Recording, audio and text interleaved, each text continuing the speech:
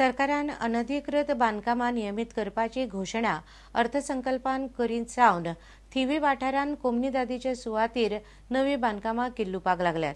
दिशी दिशी आंकडो वाडटा। तिसेक घरां आशिल्ली 60चेर पावली। कोमनीदादीक कळटा, नोटीस काडटा आनी हरकत घेता म्हणल्यार घरां बांदून उबी करतात। कोमनीदाद आनी पंचायत म्हणटा हे प्रकार आतां आटापनात। घरां नेमांत बसोवन मेळटली म्हूण लोक बांदीत सुटल्यात। पळयात रिपोर्ट।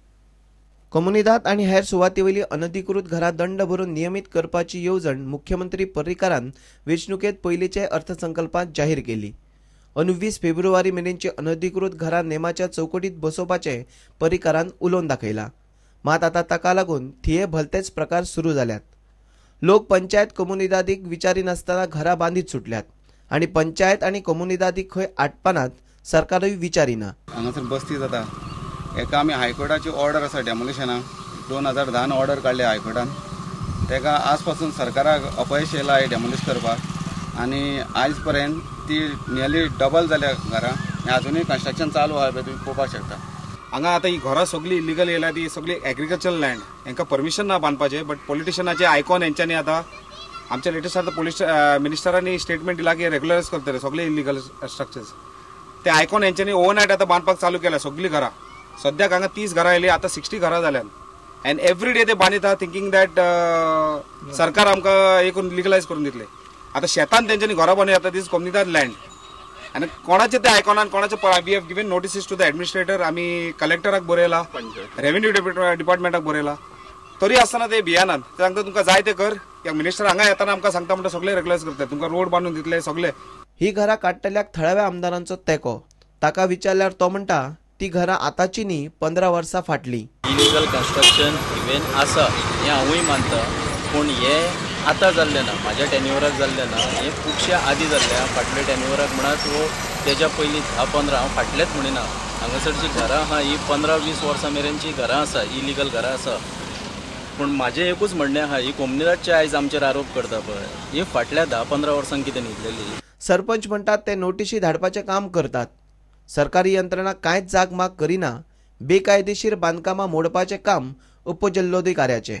डेमोलिशन प्रोसेस जो आसता पळय तो सरकारान करप आसता। इलिगलाचेर कारवाई करप जो प्रोसिजर करप आसता पळय तो पंचायतीचो आसता। पूण डेमोलिशन जे करप आसता ते सरकारान आसता। Demolition squad, deputy collector incharge north Goa Panaji.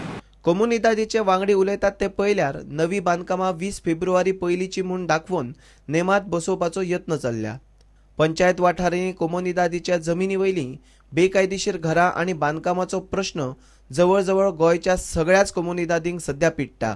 परिस्थिती पळयल्यार सरकाराची नवी येवजण प्रश्न सोडोवपाचो सोडून आनी गंभीर करपाची शक्यताय न्हयकारूं नजो।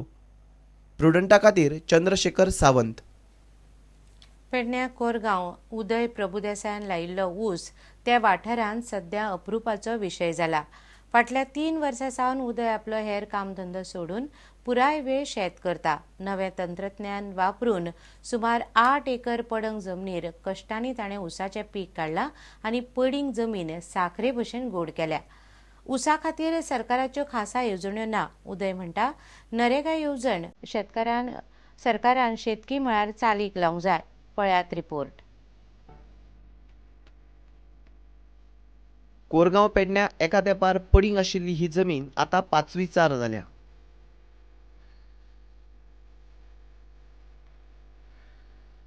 हे जमिनीचेर उदय प्रभुदेसायान बरेच कश्ट घेतले।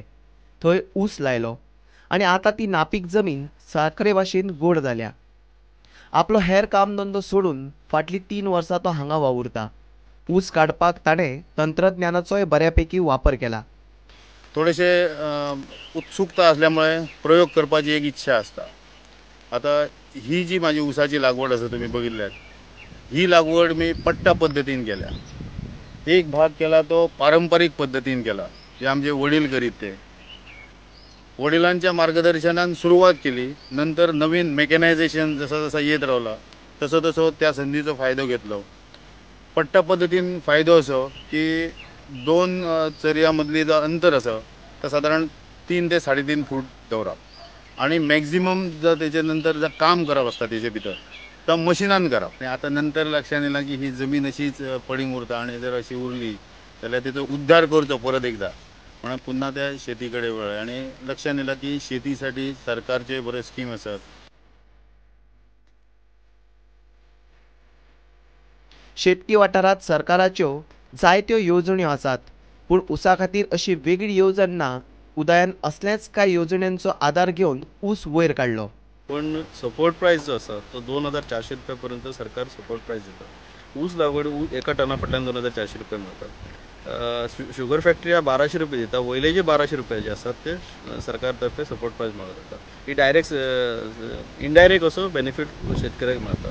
तर दुसरो बेनिफिट्स म्हटल्यार ऊसाच्या खातीर जर जमीन तयार करच्या खातीर नांगरणे खातीर ट्रॅक्टर जो आहा तो अर्द्या हेचेर कस्टम सर्वीस स्किमीच्या हेचेर 50% चार्जीस घेवन दिले जाता एग्रीकल्चर डिपार्टमेंटान.